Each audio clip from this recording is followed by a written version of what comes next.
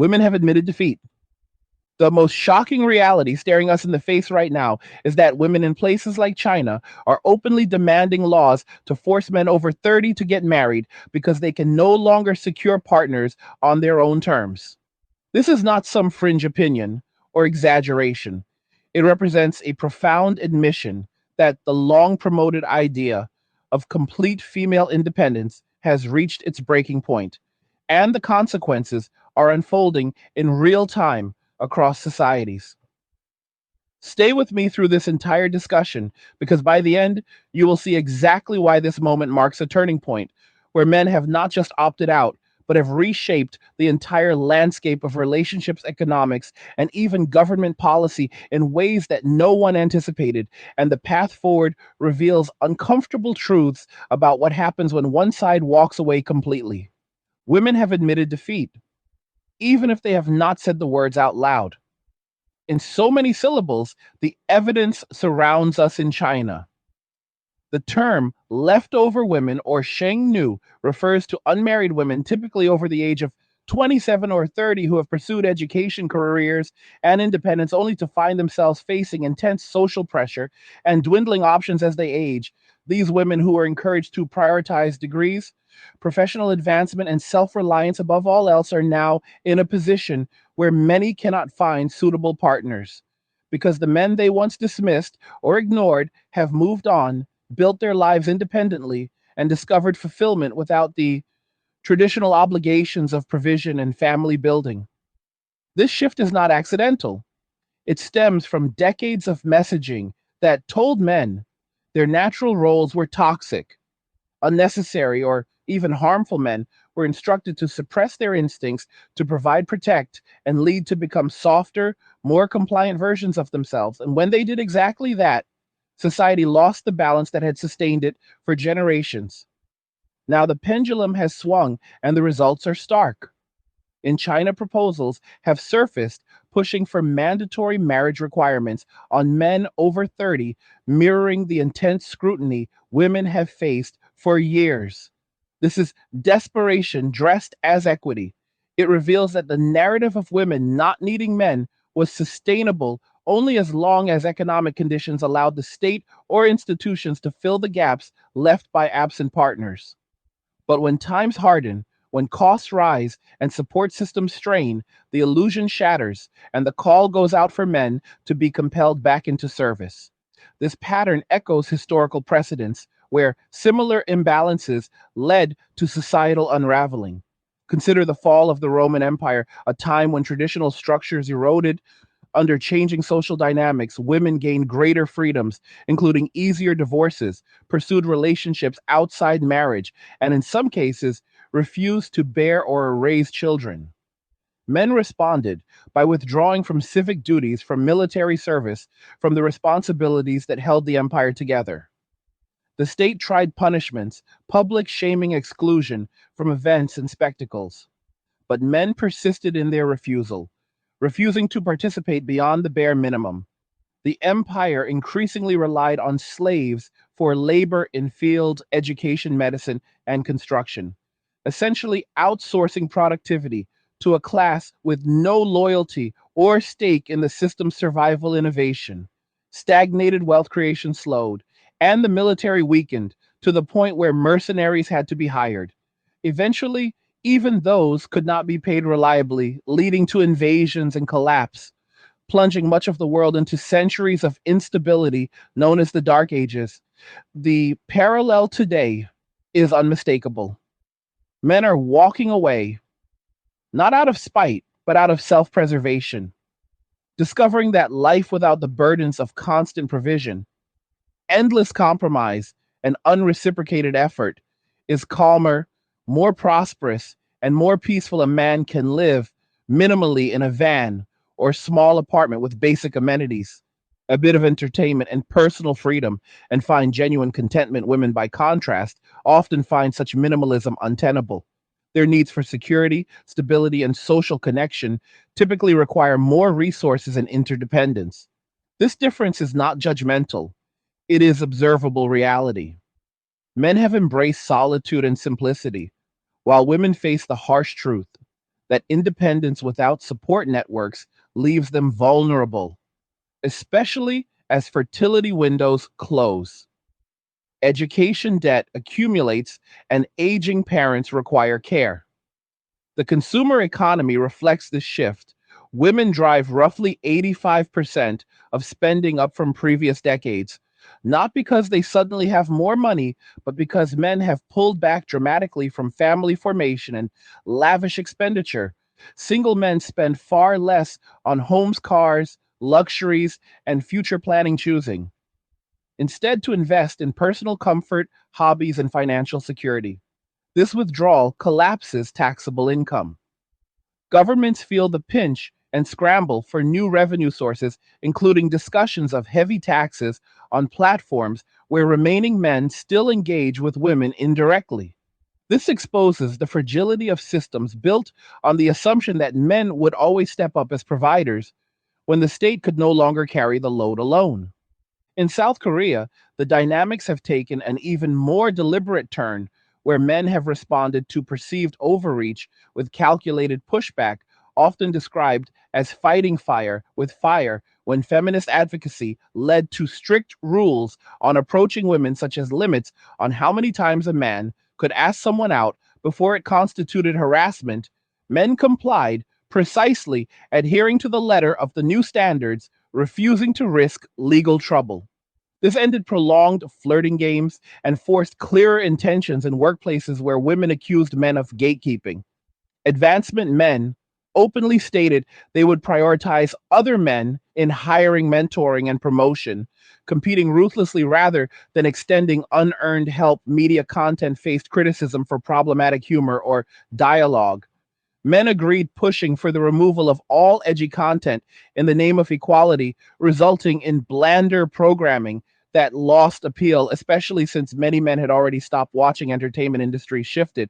But the core remained: men creating spaces, economies, and interactions that excluded or minimized female involvement. This is not random retaliation. It is a logical response to incentives that no longer reward participation. The birth rate crisis gripping South Korea, Japan, China, and increasingly the United States and other nations stems primarily from men's disengagement from dating, marriage, and family life, not solely from women's choices. Though both play roles, governments cannot mandate genuine connection or desire. Forcing participation only breeds resentment and hollow compliance. Imagine a law requiring men over 30 to marry. The immediate outcome would not be stable households or renewed social harmony, but a form of malicious compliance where men fulfill the legal requirement in the most minimal, literal way possible, marrying the first acceptable partner with no emotional investment, no shared vision, and no long term commitment, treating the union as a bureaucratic formality, separate finances, separate lives, separate bedrooms, joint only on paper, where required. The state gets its certificate, but society gains nothing. Resembling stability, men might document every interaction, record conversations installed, monitoring systems citing self protection, turning homes into audit zones rather than partnerships. Intimacy evaporates, trust collapses under constant scrutiny. This mirrors existing trends where legal risks already chill genuine interaction, but compulsion would amplify it exponentially.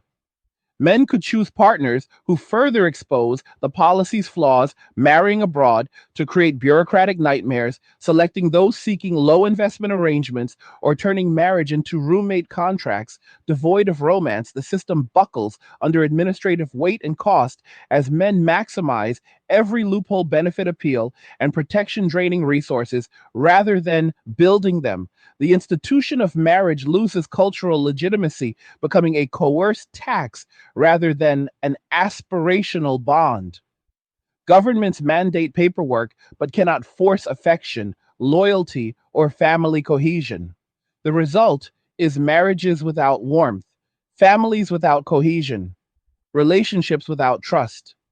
A population viewing partnership as adversarial obligation rather than mutual support. Women who once championed autonomy find themselves in arrangements laced with resentment, where partners see them as burdens enforced by law, not chosen companions. This hardens gender, divides into something permanent, generational, and structural. Coercion makes explicit what was once implicit, shifting from drifting apart to you and the state are forcing me into this emotional territory where hostility becomes foundational. The core premise remains unchanged. Men do not require much to thrive.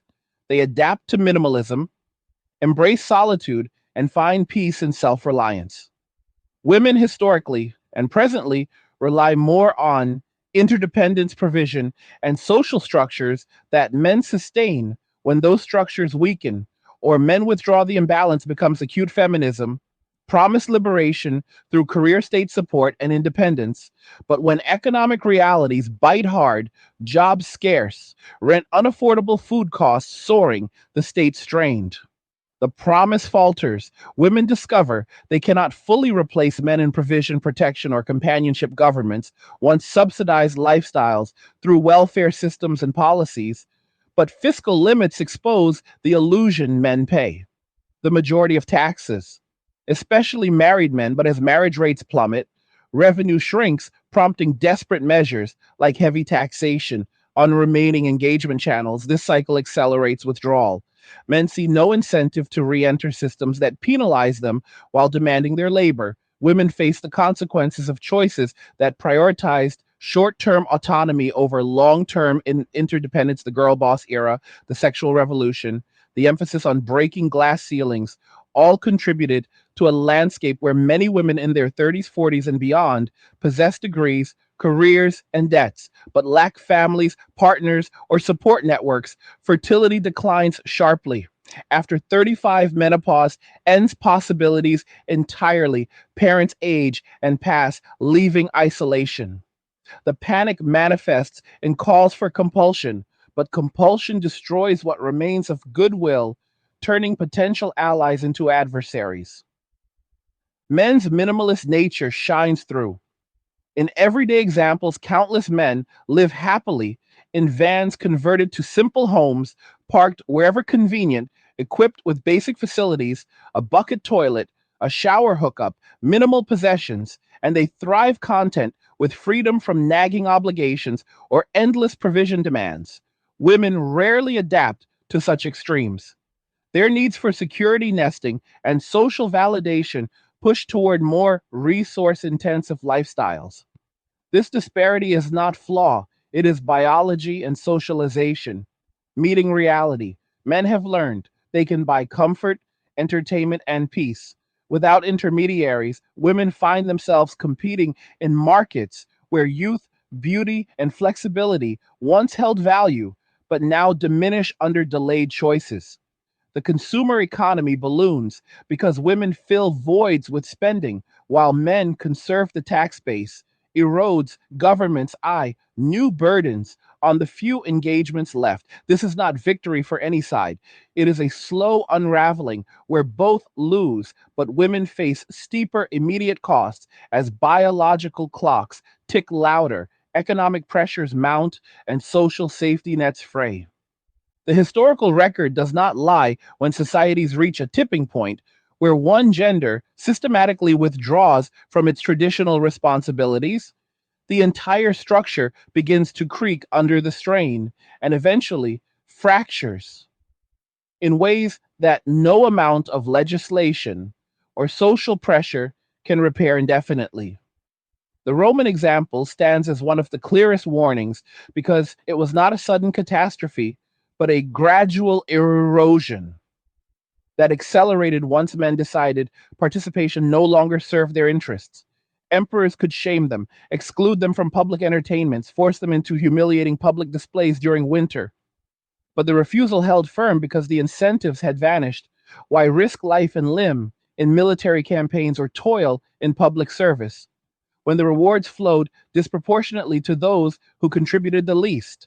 The empire turned to slaves mercenaries, and eventually nothing at all because free men would not be coerced into loyalty that felt one sided today. The same dynamics play out in slower motion, But with the same inexorable logic, men in developed nations, especially those in their 20s and 30s, have recalculated the cost benefit analysis of traditional male roles and found the equation no longer balances providing for a household, assuming financial risk taking on endless emotional labor, facing legal systems tilted heavily against them in family courts and divorce proceedings, all while being told that their natural instincts are problematic or outdated. The rational response has been disengagement, not out of hatred, but out of self respect and simple mathematics. A man who keeps his income, his time, his peace, and his autonomy discovers he can live better on less. He can travel, pursue hobbies, invest, build skills, upgrade his living situation incrementally without the constant drain of supporting another adult who may or may not reciprocate in meaningful ways. This is not bitterness, it is clarity born from experience and observation. In China, the panic among older unmarried women has reached a level where public discourse now includes serious proposals for state mandated marriage for men over a certain age.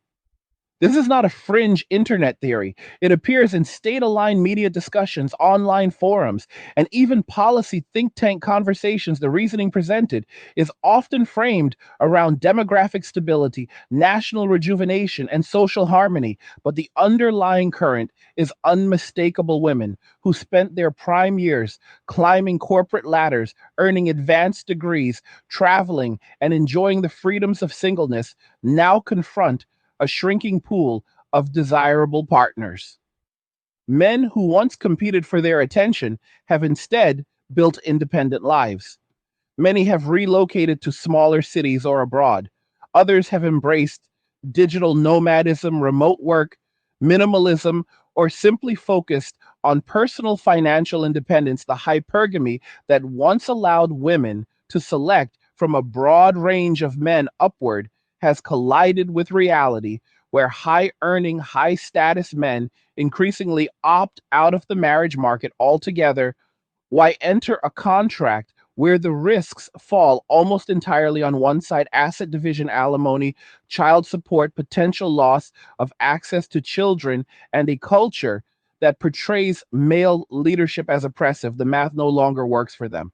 So they walk away, leaving behind a vacuum that no government program can fill. Japan offers another stark illustration of this process. The herbivore men phenomenon has been discussed for years. Young men who reject the traditional path of salaryman marriage mortgage children in favor of modest consumption hobbies, part time work, and personal contentment birth rates have plunged to levels that alarm demographers. Yet the response from many women and policymakers remains focused on pressuring men to step up rather than examining why the incentives collapsed: decades of economic stagnation, intense work culture, gender role expectations that still place disproportionate burdens on men for provision, while women gained career freedoms without equivalent shifts in domestic or relational reciprocity, created a generation of men who simply checked out their game.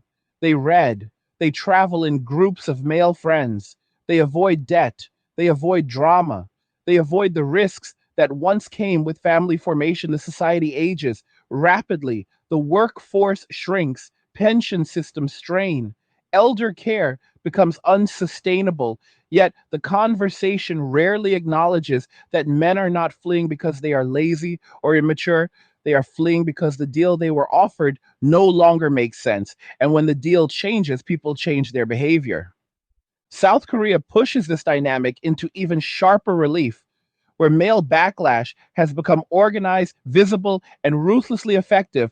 The so called 4B movement, among some women refusing dating, marriage, childbirth, and sex, received enormous attention in Western media as a symbol of feminist resistance. Yet, the far more consequential force driving Korea's world lowest fertility rate has been men's coordinated withdrawal and counter strategies when feminist groups pushed for stringent anti harassment laws, including caps on how many times a man could ask a woman out before facing potential criminal charges. Men did not protest, they complied: exactly 3 approaches maximum, then nothing further. This eliminated the prolonged coy games, ambiguity, and safety testing behaviors that had become normalized. It forced clarity and reduced risk for men who no longer had to fear escalation from polite persistence to legal trouble in corporate environments where women accused male colleagues of blocking advancement. Men responded by openly stating they would hire mentor and promote other men. Hey guys, in a world pushing you to own nothing and be happy, crypto is your key to survival. Join Angry's Crypto Academy to master buying, selling, and trading crypto. Make huge profits and safeguard your wealth. Plus, discover the one crypto virtually no one is talking about, poised to create new millionaires in the upcoming bull run. The link is in the description of the video below. Go check it out now. Preferentially, no more obligatory allyship, no more forced inclusion. They treated women exactly as equals, meaning ruthless competition with no special dispensations. Entertainment followed suit when feminists criticized media for sexist jokes or tropes. Men agreed and advocated for complete removal of all controversial content in the name of equality. The result was sanitized, bland programming that lost much of its audience appeal, particularly among men who had already migrated to other platforms, hobbies, and communities. The pattern is consistent. Men do not argue. They do not plead. They do not negotiate. They simply mirror the demands back with precision and let the consequences unfold. This is not revenge. It is reciprocity raised to the level of strategy. Across the Western world, similar patterns emerge quietly but relentlessly in the United States, Canada, Australia, and much of Europe. Marriage rates continue to fall among younger cohorts. Cohabitation without marriage rises, but often ends quickly. Birth rates drop below replacement levels in many places by significant margins. Yet the dominant cultural narrative still frames the problem as men failing to man up rather than women having overplayed their hand by demanding equality and rights while retaining traditional privileges in expectations men are expected to approach. Initiate, pay, provide, protect, let, emotionally support, absorb rejection, gracefully accept disproportionate risk in divorce and custody outcomes. And do all of this while being told that traditional masculinity is toxic. When they decline the invitation, the narrative shifts to calling them immature, entitled, or dangerous incels. But the data tells a different story. Single men without children often report higher life satisfaction, higher disposable income, more freedom, and lower stress levels compared to their married counterparts. Especially in the first decade after marriage, women, in contrast, frequently report higher stress in singlehood, particularly as they age past 35, facing both biological constraints and social judgment. The mismatch grows wider every year. Governments facing collapsing tax bases, shrinking workforces, and overburdened welfare systems have few tools left. They can incentivize through subsidies, tax breaks, housing assistance, but these rarely move the needle because the core issue is not financial. It is trust and incentive alignment. When men perceive that the system punishes rather than rewards participation, no subsidy will bring them back. The more desperate the state becomes, the more likely it is to consider coercive measures. And that is where the real danger lies. Mandatory marriage proposals in China represent only the beginning. If implemented, they would not restore traditional families. They would accelerate the destruction of whatever trust remains.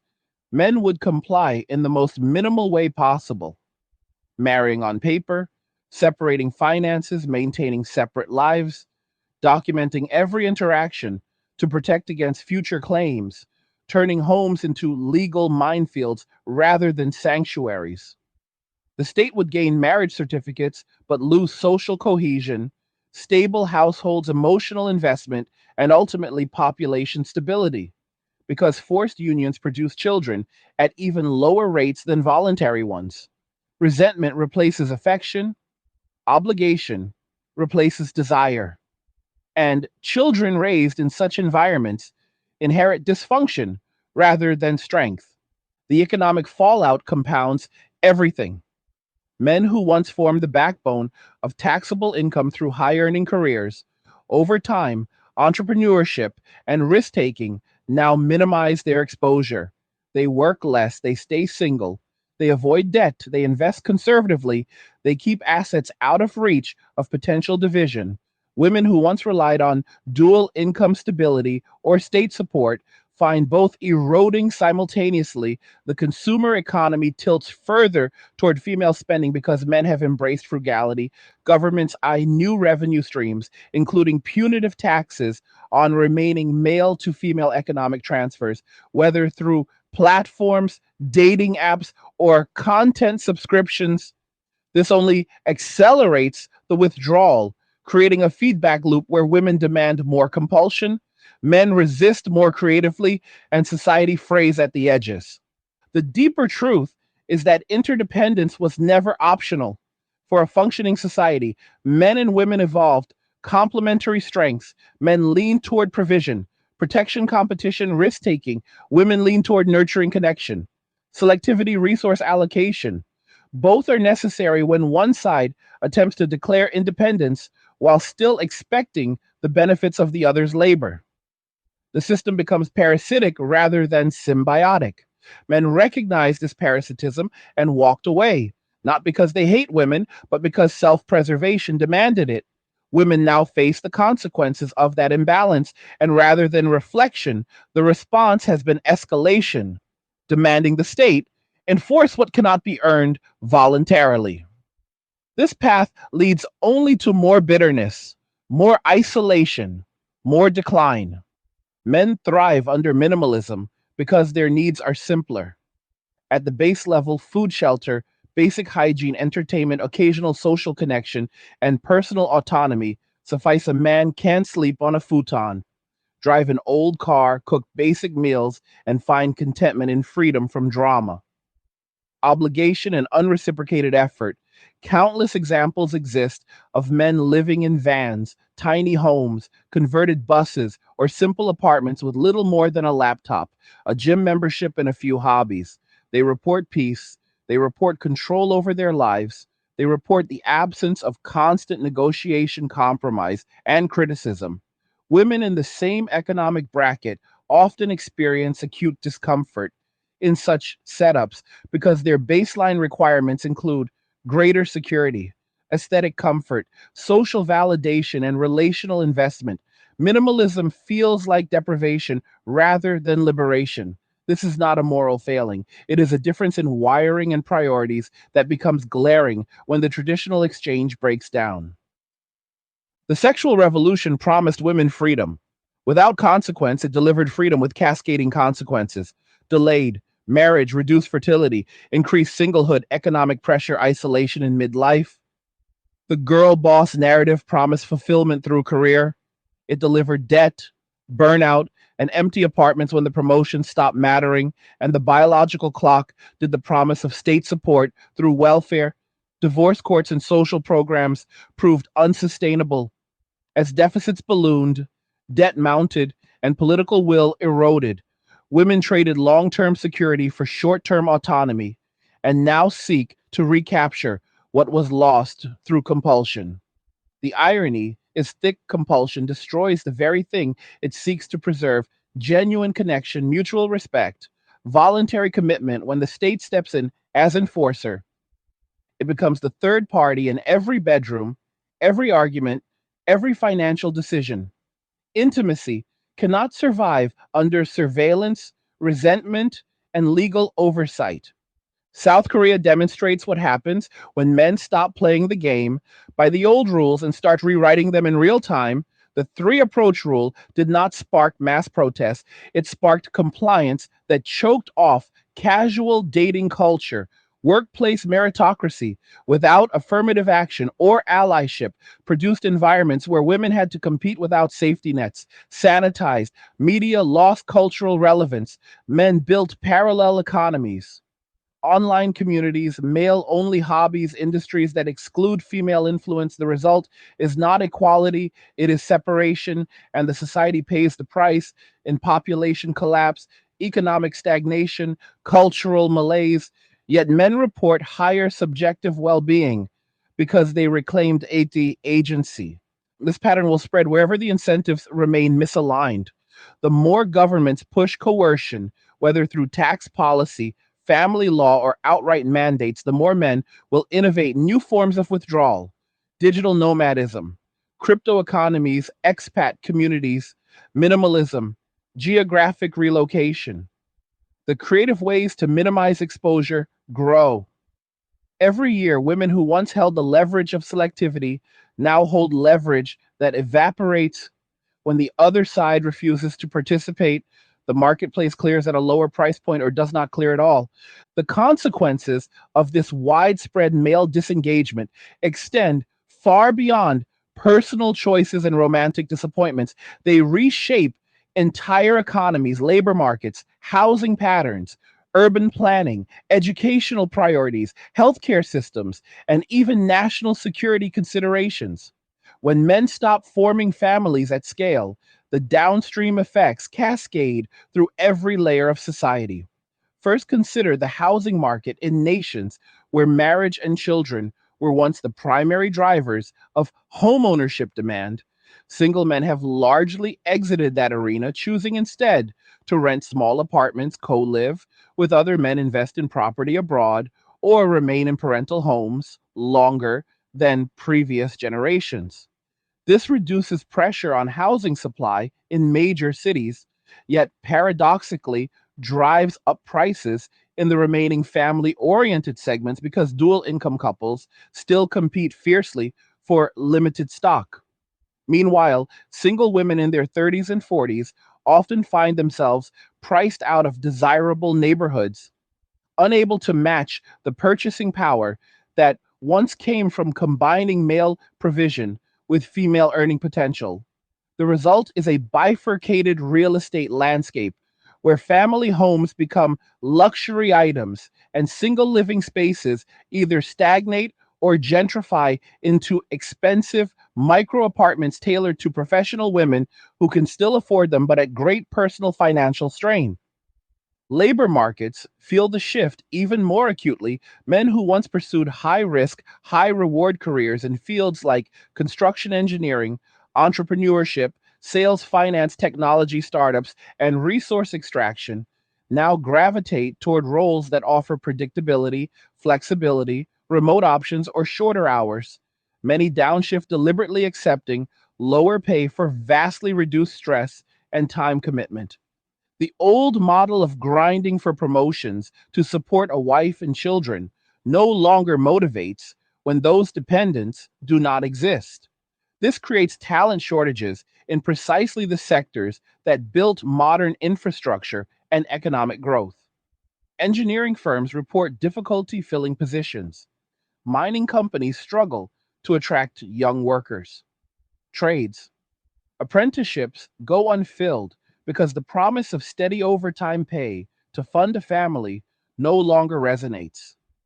The economy loses productive capacity, not because men are lazy, but because they have rationally redirected their energy toward personal goals that require less sacrifice and yield more immediate returns.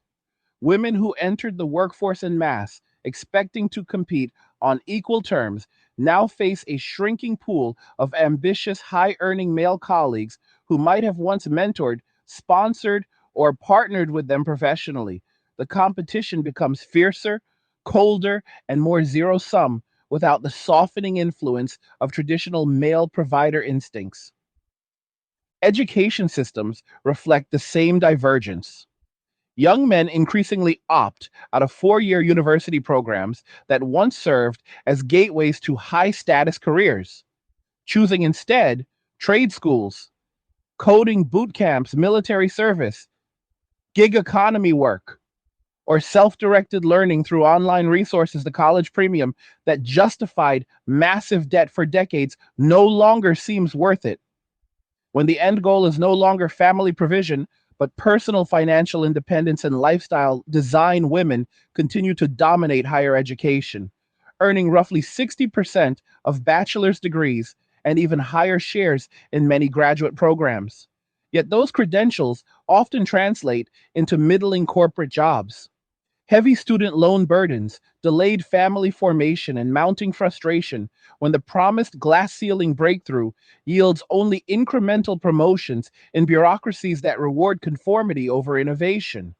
The mismatch between educational attainment and life outcomes grows wider for women, while men quietly build wealth skills and freedom outside the traditional credentialing pipeline. Healthcare systems face their own quiet crisis as populations age rapidly. Without replacement generations, the ratio of working age taxpayers to retirees plummets pension funds, strain social security equivalents, teeter medical systems designed around family insurance models, find themselves covering more single adults who may delay routine care until emergencies arise. Men who remain single and childless often maintain excellent physical health through consistent gym routines, clean diets, minimal alcohol, and lower chronic stress from relationship drama. They require fewer interventions overall, yet contribute less to the intergenerational transfer that once sustained elder care women who delayed childbearing or never had children face elevated risks of osteoporosis, cardiovascular issues, certain cancers, and mental health challenges linked to prolonged isolation. The state must step in to fill gaps that families once covered, absorbing costs that quickly become unsustainable without a broad base of younger contributors. National security implications rarely enter mainstream discussions, yet they loom. Large militaries in developed nations depend on young men willing to accept physical risk, danger, and regimentation for relatively modest pay. The traditional motivators, patriotism, family, protection provision for future dependents have eroded when men no longer see themselves as protectors of wives and children. The willingness to volunteer or even accept conscription drops sharply. Recruitment numbers have already fallen in the United States, United Kingdom, Australia, and several European countries, despite increased incentives, bonuses, citizenship fast tracks, educational benefits. The cultural narrative that frames military service as toxic masculinity rather than honorable sacrifice further alienates potential recruits. Nations that once fielded citizen armies now contemplate greater reliance on drones, mercenaries, private contractors, and women in combat roles, none of which fully replicate the cohesion, loyalty, and sheer numbers that motivated young men once provided when the social contract rewarded their sacrifice with status, respect, and family stability. The fertility collapse compounds every other problem. Fewer children mean fewer future workers, consumers, innovators, taxpayers, and soldiers. Entire school districts close hospitals, consolidate universities, downsize rural areas, empty urban cores, gentrify or decay depending on migration patterns. Governments respond with immigration, but large scale inflows bring their own cultural, economic, and social frictions, especially when newcomers arrive from societies with different gender norms, family expectations, and fertility patterns. The native population continues shrinking while policy debates rage over integration, assimilation, welfare access, and identity. The demographic winter sets in slowly, then all at once when the working age cohort becomes too small to support the retired one. Women who reach their mid 30s and beyond without partners or children often confront a triple burden career demands that refuse to relent, elder care responsibilities for aging parents, and the internal pressure of unfulfilled biological instincts. The independence once celebrated now feels like a cage degrees gather dust in drawers. Promotions bring diminishing returns. Social circles shrink as friends marry and have children. The dating market turns brutally competitive, where youth and fertility once conferred automatic advantage. Now only money status and exceptional appearance maintain leverage. Many women attempt to pivot late, turning to fertility treatments, egg freezing dating apps, coaching programs, cosmetic procedures, and lifestyle overhauls. Yet the success rate declines sharply with age, and the emotional toll mounts. Desperation replaces confidence, bargaining replaces selectivity, and resentment toward men who walked away replaces the earlier dismissal of them as unnecessary. Men, on the other hand, continue refining their minimalist strategies. Some embrace van life, converting vehicles into comfortable rolling homes.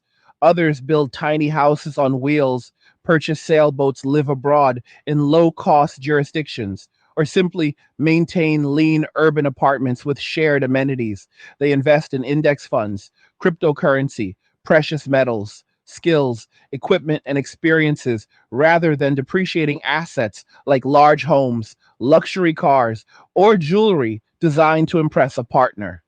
They travel light, form loose male friendships, pursue hobbies, master trades, learn languages, play instruments, build online communities, and report consistently higher life satisfaction metrics than their counterparts, burdened by alimony, child support, mortgages, and marital discord.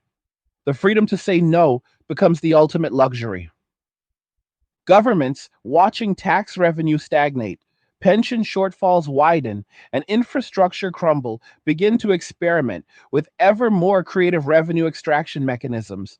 Proposals surface for bachelor taxes, higher marginal rates on single high earners, wealth taxes on accumulated assets, sin taxes on male oriented entertainment platforms, punitive levies on digital content subscriptions, where men still voluntarily transfer money to women.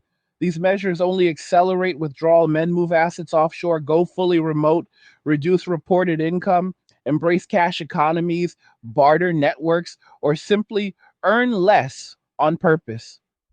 The state chases diminishing returns while losing legitimacy among the very demographic it needs most. The cultural narrative shifts in subtle but profound ways. Media, once saturated with portrayals of heroic providers, loving husbands, devoted fathers, now increasingly depicts men as bumbling fools, toxic aggressors, or pathetic losers who refuse to grow up. The intended effect backfires. Spectacularly young men see the messaging not as constructive criticism, but as open hostility. They respond by doubling down on disengagement, building parallel cultures, online spaces, gaming communities, crypto forums, fitness subcultures, survivalist groups, political movements that reject mainstream gender discourse entirely. Women who once enjoyed cultural deference as the fairer sex find themselves increasingly portrayed as entitled, demanding, unrealistic, or complicit in systems that punish men. The sympathy once extended to single women in their 30s evaporates as public discourse begins to frame their situation as self inflicted rather than victimhood. This is not a war of the sexes, it is a withdrawal from a contract that became one sided. Men did not declare unilateral independence, women and institutions did by redefining male obligations as optional while retaining female entitlements as sacred. The predictable result is men treating obligations as equally optional and entitlements as non existent. The marketplace of relationships clears at a much lower volume. Fewer marriages, fewer children, fewer families, fewer stable households. The social fabric thins and society begins to fray at precisely the points where interdependence once held it together. Yet amid the decline, certain truths emerge with clarity. Men do not need marriage to thrive. They adapt, they endure, they innovate. Women who once claimed complete self sufficiency discover that biology, economics, and social reality impose limits that ideology cannot erase. The state cannot replace a committed partner, cannot replicate familial loyalty, cannot manufacture genuine desire. Compulsion only accelerates the very alienation it seeks to cure.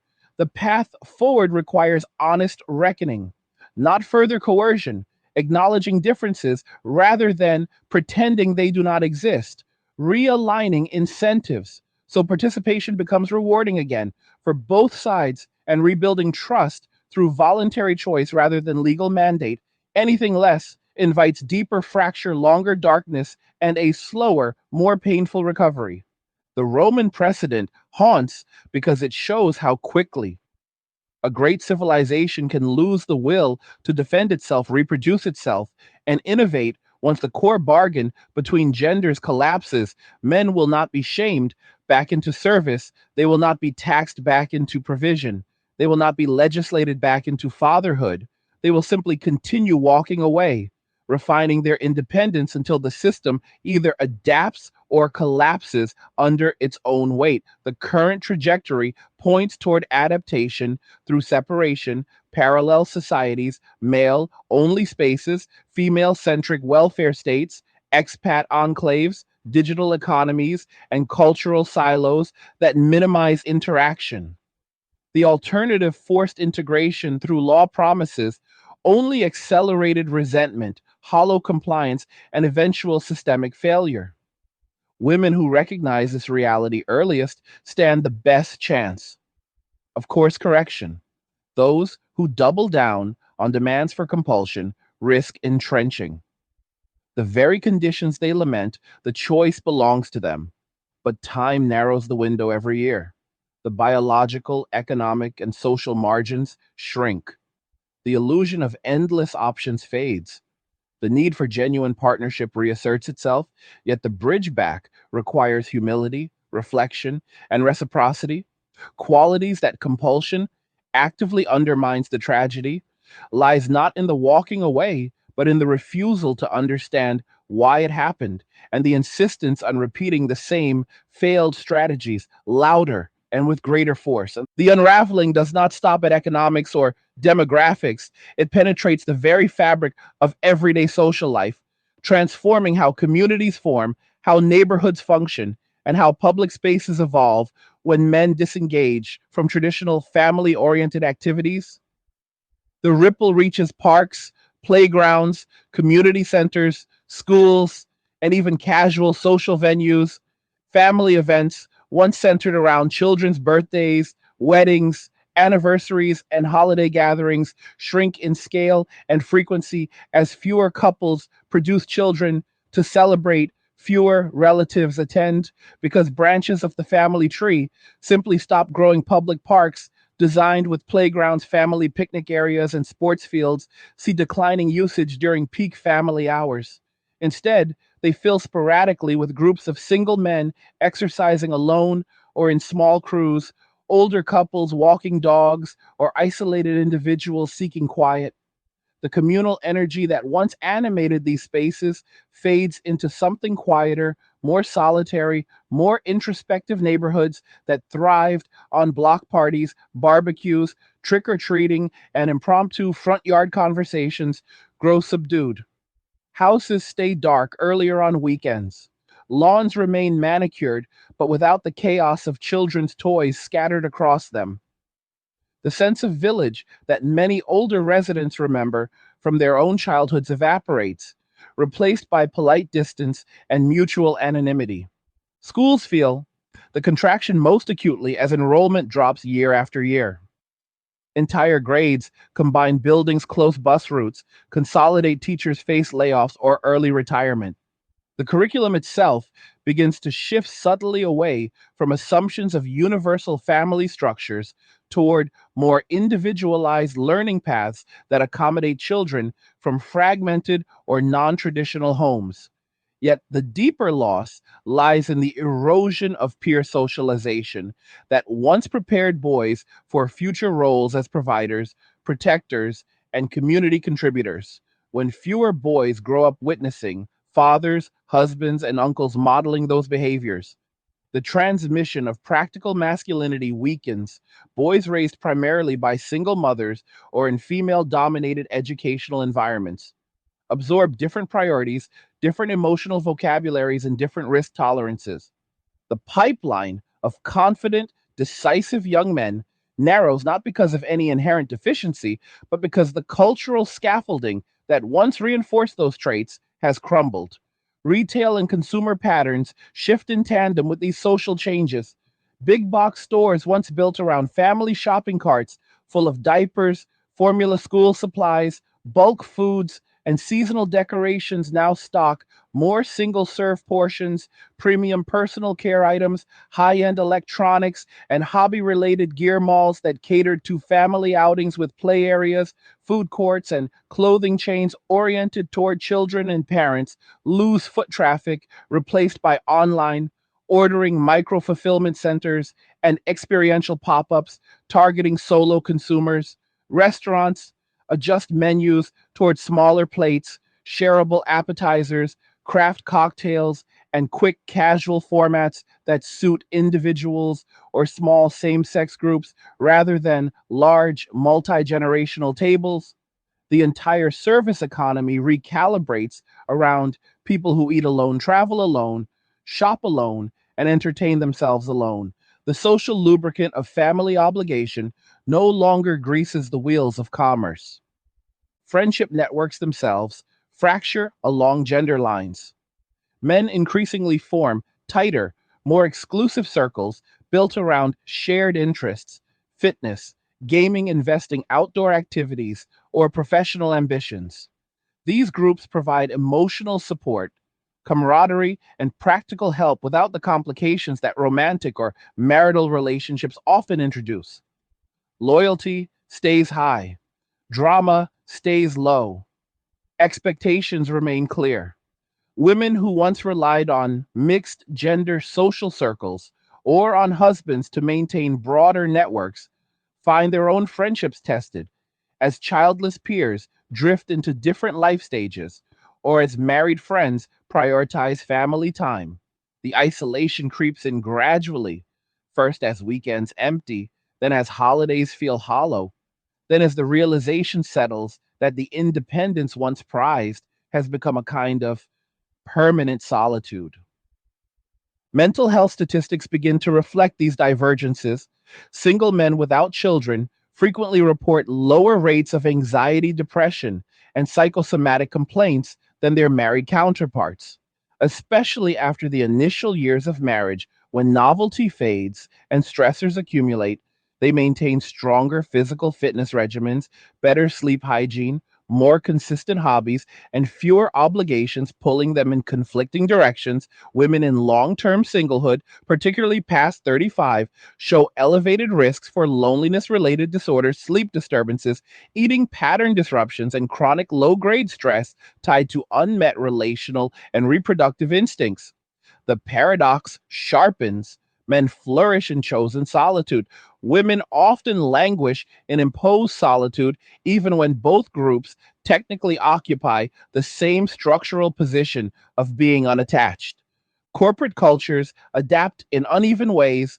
Human resources departments, once focused on work life balance initiatives, family, leave policies, spousal benefits, and diversity quotas tied to gender, now grapple with workforces that skew female in many white collar sectors and male in many technical or manual trades.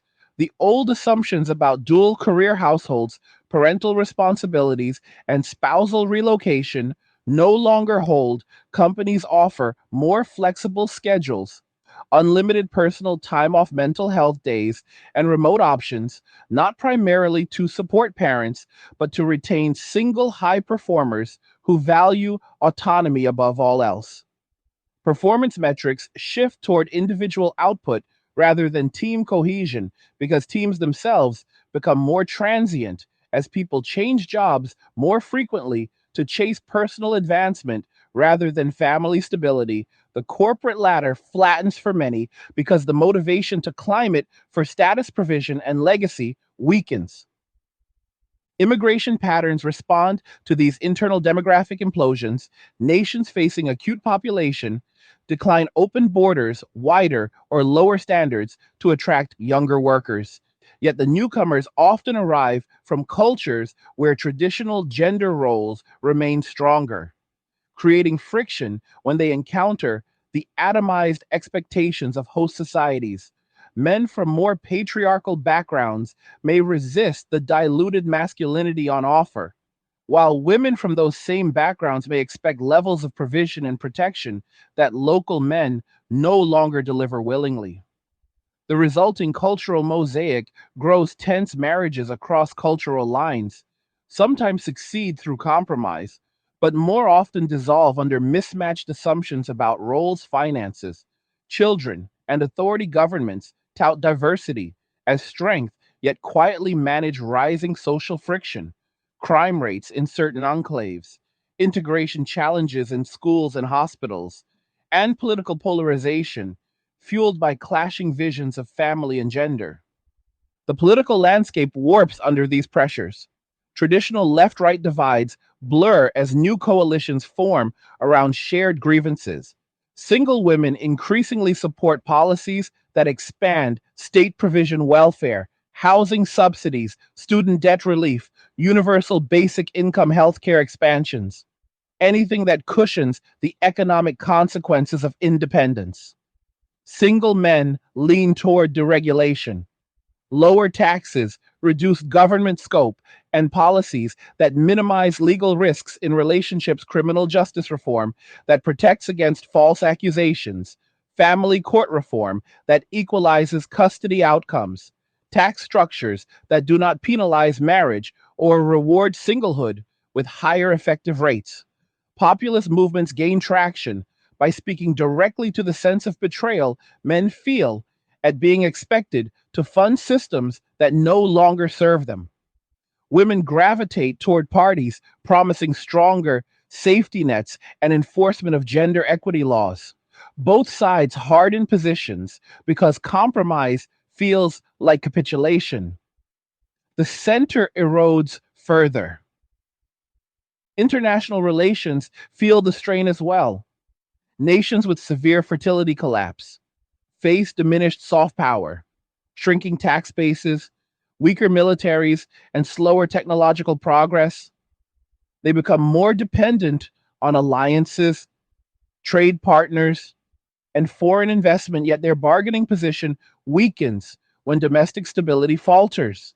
Countries that maintain higher birth rates through cultural, religious, or policy mechanisms gain relative advantage. They export labor, ideas influence, and eventually demographic weight. The global balance tilts towards societies that preserve family formation incentives, even imperfectly, while those that embraced radical individualism pay the steeper price in long term relevance. Technology accelerates some trends while attempting to mitigate others. Dating applications gamify interaction, turning human connection into metrics, swipes, matches, ratings, and premium features, yet user burnout rises, ghosting proliferates, and meaningful pairings decline. Virtual reality, social spaces promise companionship without physical risk, yet they further erode face to face skills.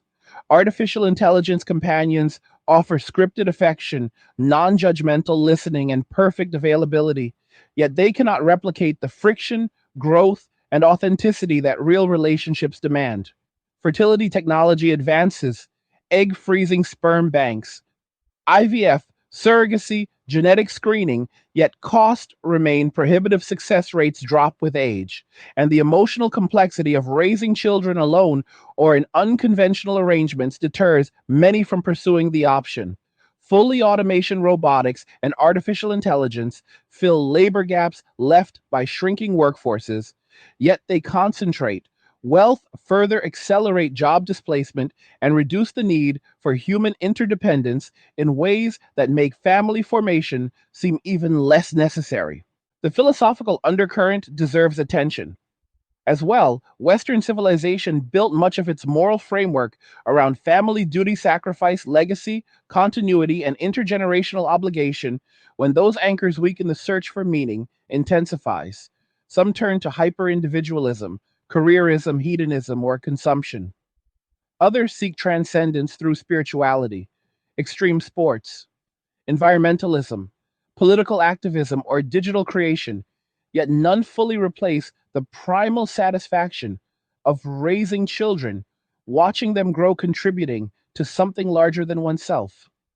The quiet despair that settles over societies losing that dimension manifests in rising substance, youth escapist entertainment, political extremism, and a pervasive sense that life, while comfortable, lacks weight. Women who awaken to this reality mid journey sometimes attempt radical course corrections, accelerating partner searches, compromising on standards, entering arrangements they once rejected, or even relocating to regions where traditional gender dynamics persist. Yet the success rate remains low.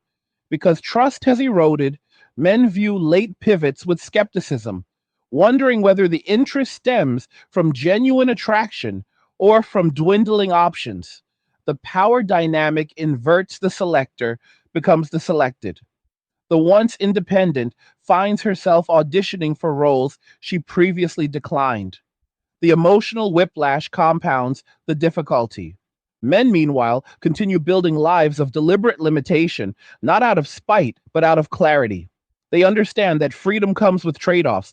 Solitude replaces drama, simplicity replaces complexity, self reliance replaces interdependence, and they accept those trade offs because the alternative feels worse. The path requires discipline, consistency, and periodic confrontation with the human need for connection. Yet many report that the discipline pays dividends in peace, clarity, and unburdened potential. The question that lingers is whether societies can reverse course before the decline becomes terminal. History suggests that reversals happen only after deep pain, after illusions shatter, after experiments fail, after the cost of denial exceeds the cost of adaptation. Coercion has never succeeded in forcing genuine participation throughout recorded time. When men sense exploitation, they withdraw further. The more pressure applied, the more creative the evasion. The only viable path lies in restoration of reciprocity, mutual respect, voluntary exchange, and honest acknowledgement of differences rather than enforced equivalence. Anything less prolongs the fracture.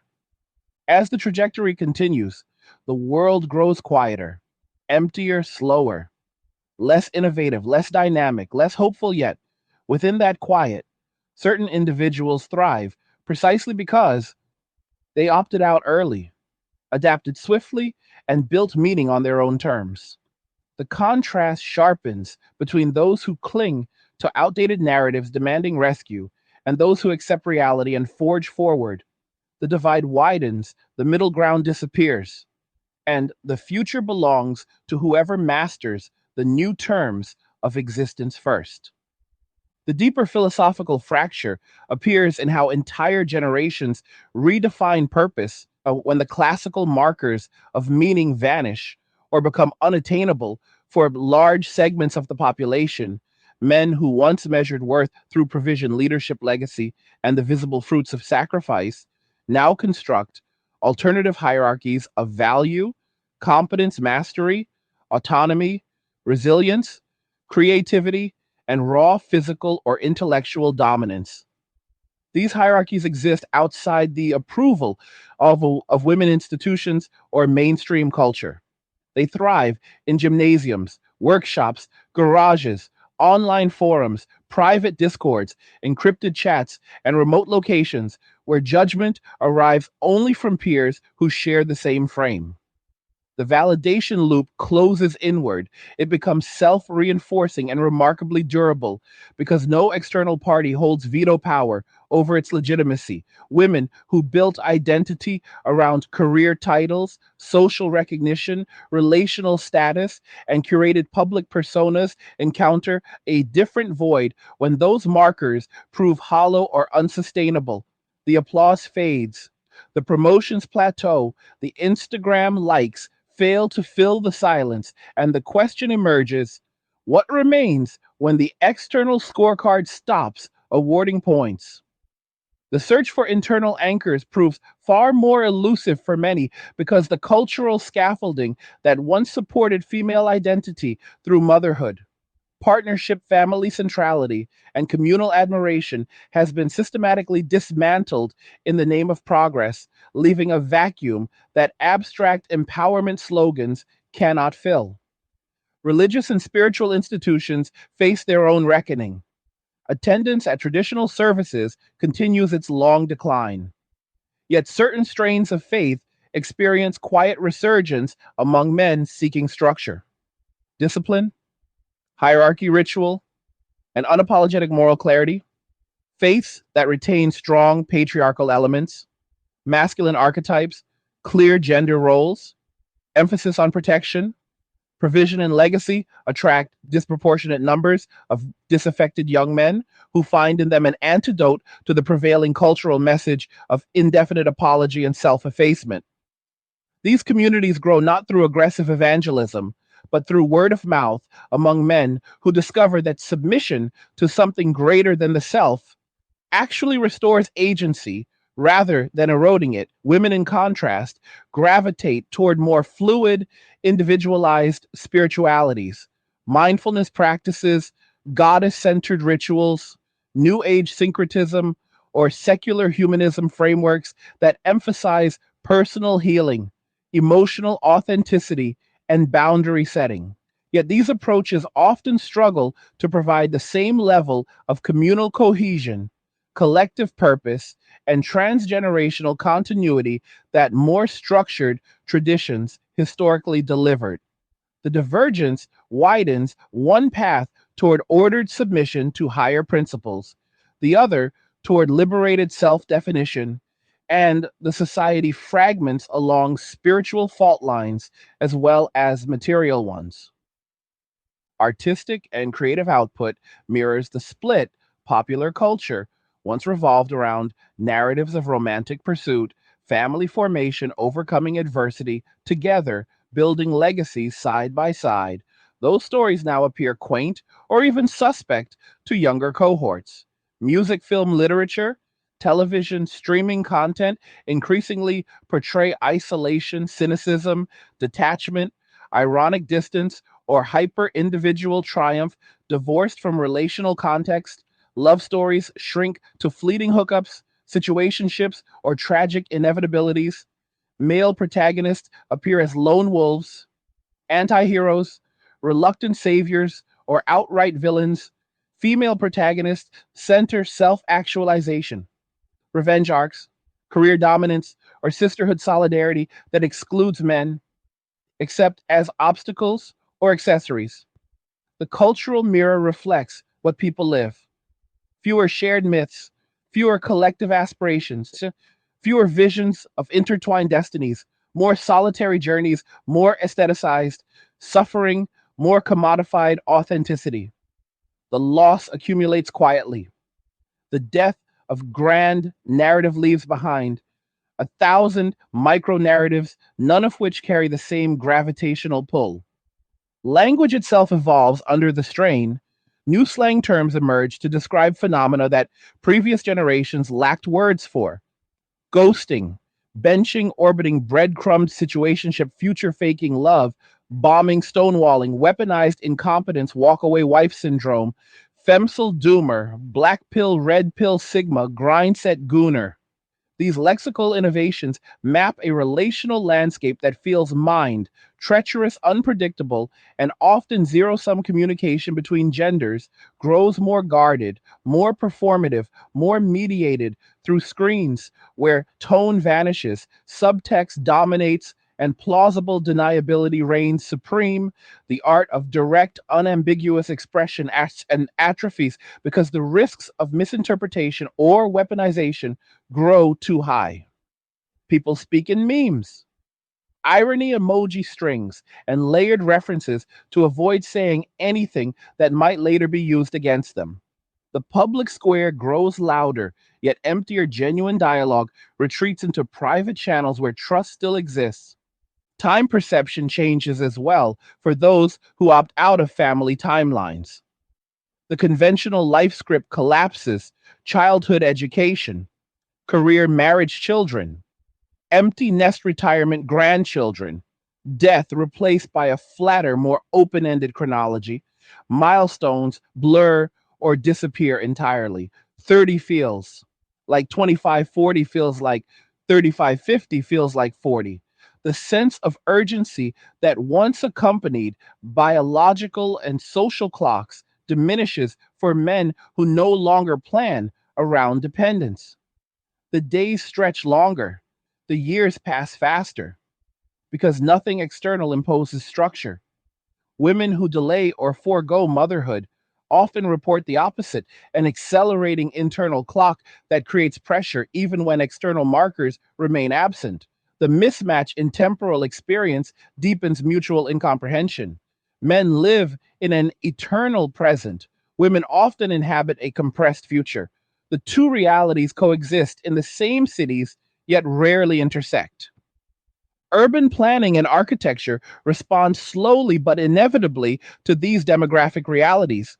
Cities once built around family sized units, suburban sprawl, single family zoning now experiment with micro units, co living developments, senior focused high rises, single occupancy skyscrapers, and adaptive reuse of office space into residential pods. The physical environment begins to reflect the social one. Smaller footprints, fewer bedrooms, communal kitchens, optional shared lounges, gyms, rooftops designed for solo workouts rather than family playdates. Public transportation systems face declining ridership as remote work and delivery services reduce the need for daily commutes. Walkable, mixed use neighborhoods gain appeal among childless professionals, yet struggle to retain families who seek space, safety, and community. The built world bifurcates one layer, catering to efficient solitary living, another, attempting to preserve family scale habitation. Both compete for the same land. The family layer loses ground because demand contracts. Crime patterns shift in subtle but measurable ways. Single men living alone or in male only households commit fewer domestic violence offenses, fewer child related crimes, fewer substance abuse driven incidents, because the triggers tied to relational stress, financial pressure, custody battles, and partner conflict simply do not exist yet. Property crime, vandalism, petty theft, and certain forms of fraud sometimes rise in areas with high concentrations of disengaged young men who lack stakeholding in the community. No wife, no children, no mortgage, no reputation to protect the social bonds that once restrained impulsive behavior. Weaken, the informal controls erode, police resources stretch thinner as tax bases shrink and public legitimacy wanes. The state responds with more surveillance, more cameras, more data collection, more algorithmic policing. Yet these tools catch symptoms rather than root causes. The underlying detachment persists. Environmental outcomes diverge as well. Men embracing minimalism tend toward lower personal carbon footprints, smaller living spaces, fewer possessions, less travel for family obligations, reduced consumption. Overall, women who maintain higher consumption to fill emotional voids or project status often register larger individual ecological impacts, even when intentions lean progressive. The irony surfaces clearly. Those who preach sustainability sometimes embody higher resource use, while those dismissed as selfish live lighter on the planet. The contradiction rarely receives honest discussion because it disrupts preferred narratives. Global migration flows accelerate under demographic pressure. Developed nations with collapsed fertility import labor, youth, and future taxpayers, yet the integration process grows more contentious when newcomers arrive from high fertility, high patriarchy societies. They often retain expectations of male provision, female domesticity, large families, arranged marriages, and clear gender hierarchies that clash with host country norms. The children of these migrants sometimes adopt the host culture's disengagement patterns, creating second generation fertility drops, or they double down on traditionalism, creating parallel societies within the same borders, ethnic enclaves, Religious quarters, cultural bubbles that minimize contact with the atomized majority, the national fabric frays along ethnic, religious, and value based seams rather than purely economic ones. Scientific research agendas quietly realign, fertility studies multiply. Longevity research accelerates geriatric care. Innovations expand artificial womb, technology, gamete synthesis, genetic selection, embryo screening, all receive heavier funding because the problem becomes existential rather than academic. Yet breakthroughs arrive. Slowly, ethical barriers remain high costs, stay prohibitive, and cultural acceptance lags the promise of decoupling reproduction from biology. Tantalizes, yet threatens to further erode the relational foundations that once made childbearing meaningful. The technology arrives, but the desire to use it at scale may not. Education for the next generation adapts to a world with fewer siblings, fewer cousins, fewer intergenerational ties. Curricula emphasize individual resilience, emotional intelligence, digital literacy, financial independence, self advocacy, and boundary setting skills.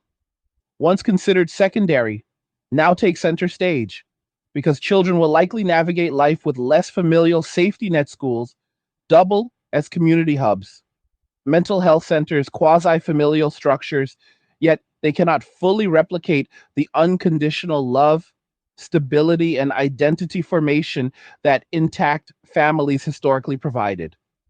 The generation raised under these conditions emerges more fragile, in some respects, more adaptable in others, but universally less tethered to biological continuity. The final irony rests here. Societies that preached liberation from biology, gender roles, tradition, and interdependence now confront the consequences of that liberation, not as freedom, but as a new form of determinism, economic determinism, demographic determinism, biological determinism, cultural determinism. The freedom to choose solitude, isolation, minimalism, and self definition turns out to impose its own rigid constraints, narrower options, fewer pathways back, slower recoveries, steeper costs. The experiment in radical individualism reaches its logical conclusion, and the bill arrives not with fanfare, but with quiet, relentless erosion. The question no longer centers on whether men will return to traditional roles. The question centers on whether the societies they left behind can survive without them. And if so, in what diminished form, the answer emerges not in proclamations, but in empty playgrounds, shuttered schools, aging streets, silent holidays, and the steady march of statistics that no amount of policy can any longer ignore. The closing chapter of this transformation unfolds not with dramatic confrontation, but with the slow, inexorable acceptance of a new equilibrium, one where the old assumptions about gender interdependence, family obligation, and societal continuity no longer hold currency for the majority of participants. Men settle into patterns of deliberate detachment that prove remarkably stable across cultures and economic conditions. They cultivate routines built around personal sovereignty, physical discipline, financial discipline, intellectual curiosity, and selective social investment. These routines do not require external validation. They do not collapse under criticism. They do not bend to moral suasion. They simply persist because they deliver consistent returns in peace, clarity, health, and unencumbered potential. The men who master this mode of living rarely evangelize it. They do not need converts. They need only the absence of interference. The quiet that follows withdrawal becomes their default state. And within that quiet, they rediscover capacities long suppressed under the weight of traditional expectations. Women who traverse the full arc of this journey arrive at a different destination. Many reach a point of stark clarity where the promised autonomy reveals itself as a partial truth. It secures certain freedoms, yet exacts hidden tolls in loneliness, diminished optionality, accelerated biological decline, and the gradual realization that state institutions, corporate ladders, and consumer distractions cannot substitute for the primal architecture of pair bonded provision and mutual reliance. The most perceptive among them begin to question the foundational premises they once accepted without reservation. They examine whether the pursuit of unencumbered self expression inadvertently severed the very connections that confer long term security. They weigh the trade offs of career prestige against the quiet erosion of relational capital.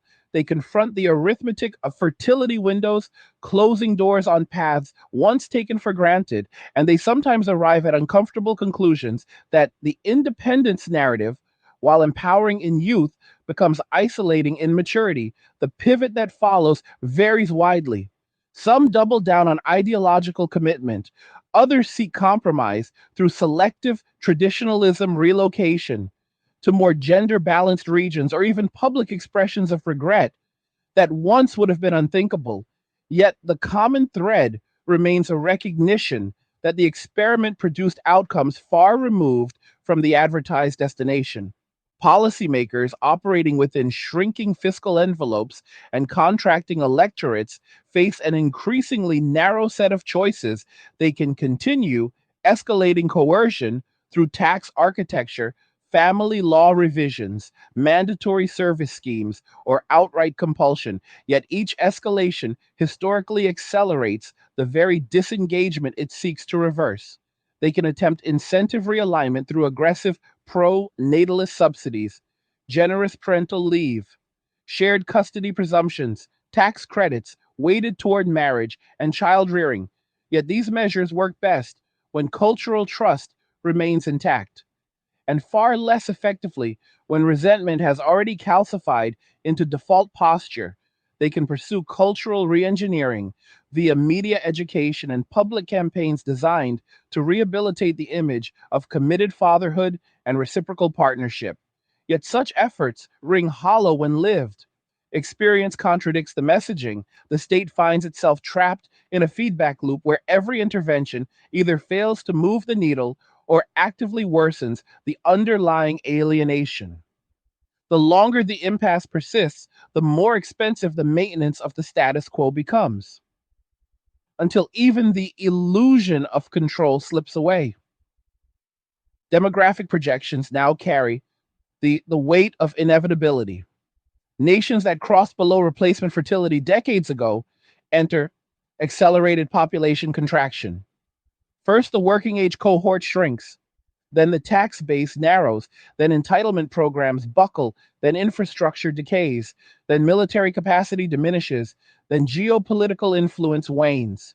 Entire regions depopulate, rural towns consolidate into ghost municipalities, mid sized cities lose their cores, coastal metropolises gentrify into enclaves for the affluent and aging the young, either emigrate or retreat into digital first existence. The physical footprint of civilization contracts, while the psychological footprint of disconnection expands. The world grows smaller, not through conquest, but through absence. Technological adaptation races to outpace the decline. Robotics handles, elder care, automated agriculture, maintains food security, artificial intelligence, augments shrinking workforces, virtual environments, simulate social connection, medical breakthroughs extend healthy lifespan.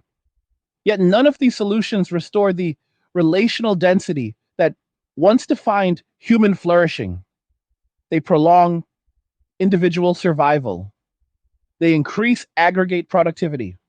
They preserve certain comforts, yet they leave the core human need for embodied interdependence unmet. The paradox sharpens technology, delivers abundance, while society delivers isolation. The contradiction fuels quiet discontent that no algorithm can fully soothe. Younger cohorts born into this landscape internalize its lessons. Early, they witness parents, grandparents, aunts, uncles navigating fractured partnerships, delayed milestones, financial precarity, and emotional drift. They absorb the data points intuitively.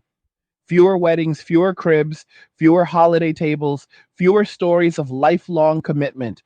They calibrate expectations downward. They prioritize credentials, experiences, mobility, and personal branding over legacy building. They delay or forego marriage and parenthood, not out of rebellion, but out of observed risk calculation. They choose pets over children, travel over mortgages, side hustles over corporate loyalty, casual encounters over committed courtship. The pattern reproduces itself generationally, each cohort slightly more detached, slightly more self contained, slightly less invested in collective continuity. The transmission becomes cultural as much as biological, a learned adaptation to perceived instability. Certain subcultures emerge as adaptive responses, digital nomad enclaves scattered across low cost jurisdictions, where men pool, resources share housing, maintain remote income streams, and cultivate physical, mental, and financial independence.